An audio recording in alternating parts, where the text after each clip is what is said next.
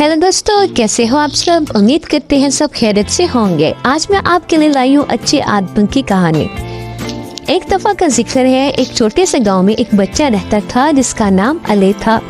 अली बहुत शरारती था, अपनी आदतों की वजह से अक्सर मुश्किल में पड़ जाता था। एक दिन अली के वालिद ने उसे समझाने का फैसला किया कि अच्छी आदत किस तरह जिंदगी को बेहतर बना सकते हैं।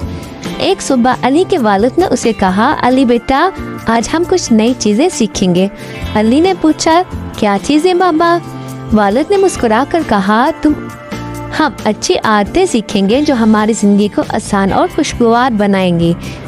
वालिद ने अली को बताया कि सफाई निस्फ़े ईमान है। उन्होंने अली को सिखाया कि कैसे अपने काम को और अपने कमरे को साफ रखना चाहिए और अपने दांतों को रोजाना सुबह और रात को ब्रश करना चाहिए। वालिद ने कहा, वक्त की पाबंदी बहुत ज़रूरी है। उन्होंने अली को बताया कि कैसे वक्त पर स्कूल जाना और वक्त पर खाना खाना अहम है। वालिद ने अली को तीसरी आदत जो सिखाई वो दूसरों की मदद करना थी। उन्होंने बताया कि अली, दूसरों की मदद करना बहुत अच्छी आदत है। हमें कैसे अपने दोस्तों और खानदान वालों की मदद करनी चाहिए। वालिद ने अली को बताया कि बड़ों का अदब और एहतराम करना चाहिए। उन्होंने अली को सिखाया कि बड़ों से कैसे बात करनी चाहिए, उनके साथ कैसे पेश आना चाहिए। वालिद ने कहा, मेहनत और लगन से काम करना कामयाबी की कुंजी है। उन्होंने अली को सिखाया कि पढ़ाई में मेहनत करनी चाहिए और कभी हिम्मत नहीं हारनी चाहिए।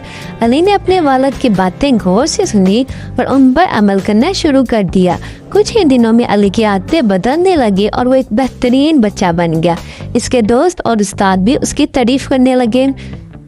मेरे प्यारे दोस्तों, अच्छी आदतें हमारी ज़िंदगी को बेहतर बनाती है और हमें कामयाब बनाती है।